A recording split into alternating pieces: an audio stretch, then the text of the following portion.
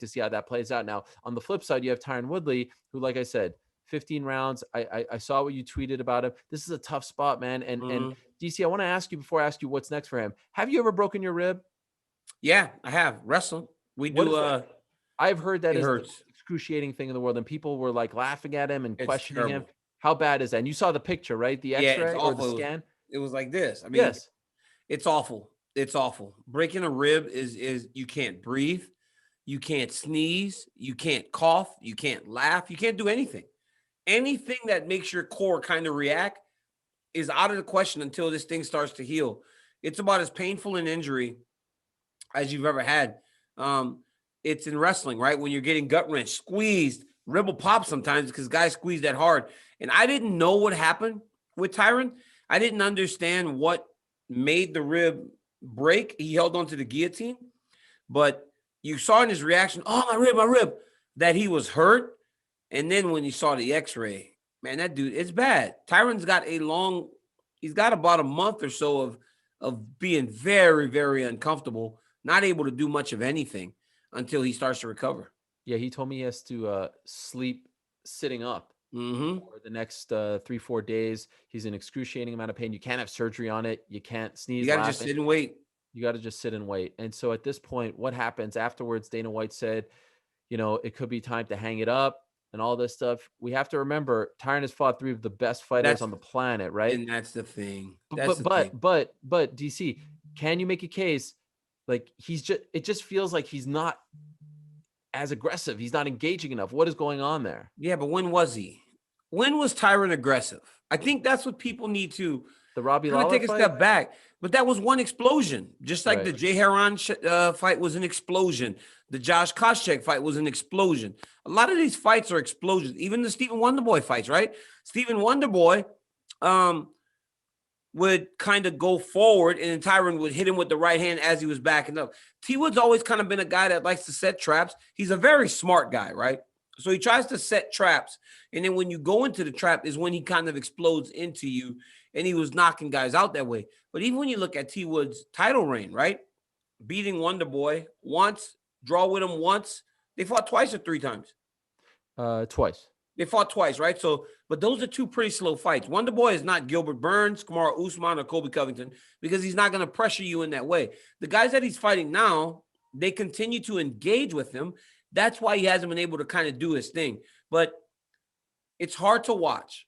As a friend of Tyron's and a person that saw him at the top of the game, it's hard to watch.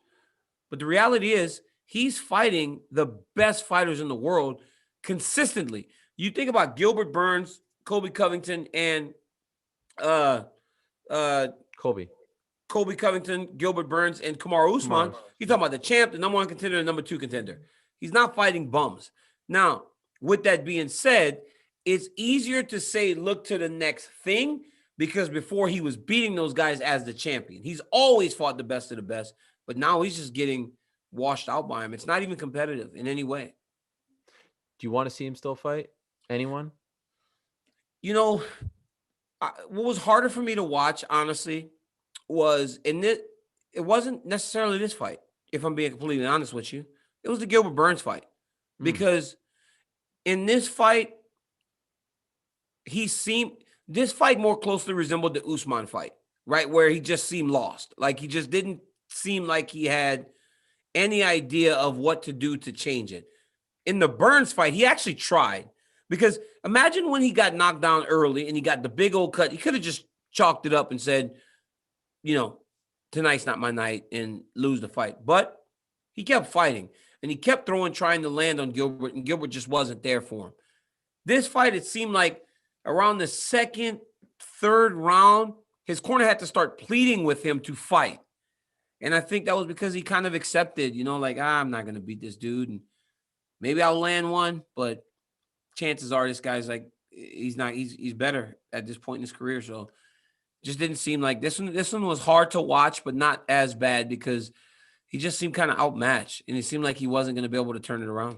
It is important to note he's not getting brutally knocked out. No. He's not getting submitted. I know in this case. But Ariel, 15 rounds in a row is bad. 100%. If we want to put him in there against, all the way down the ladder against a guy who's ranked 15, 16, just to see if he could build himself back up. Like, there is a spot, I think, in the UFC for a Tyron Woodley, if he Of still course. wants to fight, if he still wants to be, engaged by fighting and go through a training camp and everything like that.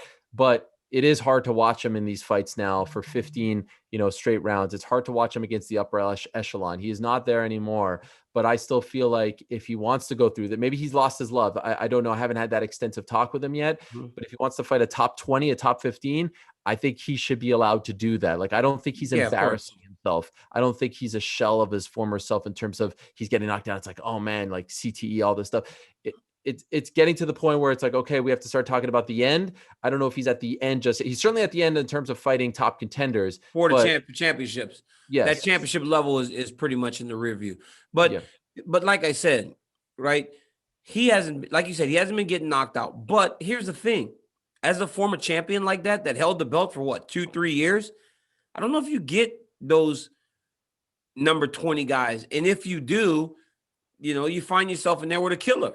You find yourself with a young killer that's on his way up, right? Like, it's a very difficult spot for Tyron to be in right now, especially with how everything has been. Like, man, people just don't seem to take to him the way that he's a great guy.